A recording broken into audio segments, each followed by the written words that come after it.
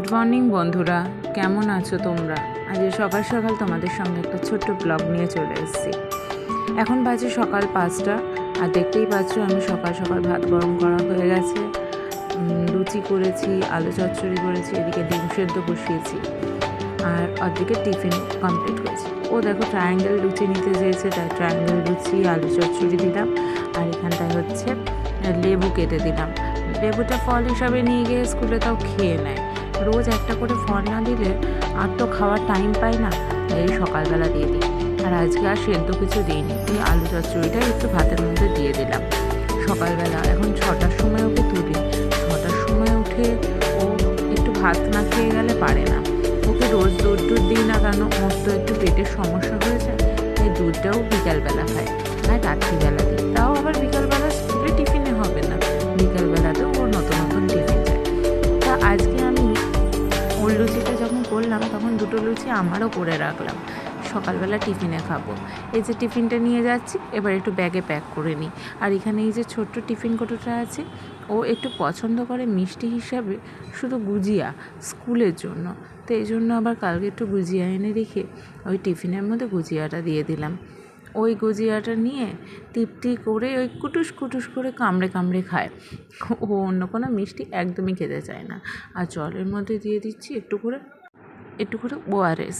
কেন ওআরএসটা না দিলে আমি দেখেছি সারাদিন তো ওরা এত খেলা করে স্কুলে গিয়ে রিহাইড্রেট হয়ে যায়, তাতে ওর ইউরিনে একটু মাঝে মাঝে প্রবলেম হয়, আর বাড়ি এসে বমি করতে শুরু করে। আসলে ও স্কুলটা তো অনেকটা দূরে, সেই জন্য আবার আমি একটু করে ওআরএস দিয়ে দিই। একটা বোতলে ওআরএস থাকে, ওটা বলি আগে খেয়ে নিবি, আর একটাতে প্লেন জল দিই। তাও এত দুষ্টু, রোজ এইটুকুনি জলের মধ্যেও কিছুটা একটু জল নিয়ে চলে আসবে। বাবা, মিটলো আমার সকালবেলার স্কুলের টিফিন। তারপরে এই যে চায়ের জল রেডি করে রাখলাম, পরে বসাবো, এখন আর বসাবো না। এখন তো সবে 5:30 বাজে, আর ডিম সেদ্ধ হয়ে গেল। এবার দৌড়ে জল টলগুলো দিয়ে দিচ্ছি, দৌড়ে জল টল দিয়ে ঝাড় দিতে হবে, তারপরে গেট খুলবো। তারপরে আমি ব্রাশ ট্রাশ করে নিয়ে তারপরে ওকে আমি ঘুম থেকে তুলি।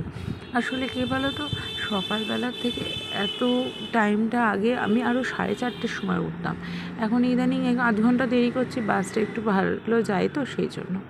এই যে গেটটা খুলে দিলাম, আজকে আবার ওর হাউস ড্রেস, সেই জন্য আবার কেস পরানো হবে, পরে একদিন দেখাবো। এই যে ঘরটা এখন দেখো ঘুটঘুটে অন্ধকার, লাইট তো চালাতে পারি না, ওর পাপা ঘুমাচ্ছে, তাই এখন সব পরিষ্কার করে নিয়ে আমি এবার ঝাড় দেওয়া শুরু করলাম। সকালবেলা ঝাড় টাড় দিয়ে পরিষ্কার না করে তো বাইরের থেকে বের করতে নেই, তাই দৌড়ে জল দিয়ে পরিষ্কার করে ঝাড় দিয়ে সব কিছু জোগাড়পাতি করে নিয়ে এইবার ওকে নিয়ে আমি গোছানো শুরু করে দেব। আর তার মধ্যে ওর জন্য এগুলো তৈরি করে রাখলাম।